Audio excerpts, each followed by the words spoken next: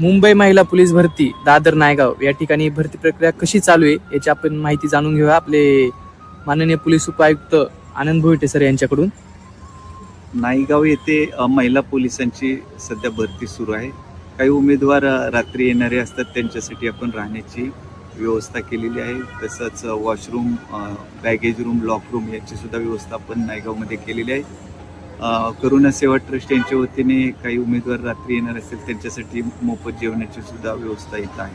800 metre, 100 metre आणि गोळाफेक एकदम तांत्रिक पद्धतीने संगणकीय इन्स्ट्रुमेंट्सचा वापर करून आपण ती मोजणी होते आणि यामुळं एकदम अचूक असं सगळं मेजरमेंट येतात आणि उमेदवारांना त्यांच्या वेळेनुसार ते मार्क पडत आहेत.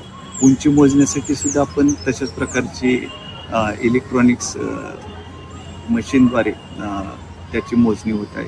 माझं सर्व उमेदवारांना एकच आव्हान आहे की आपण आत्मविश्वासाने परीक्षा द्यावी.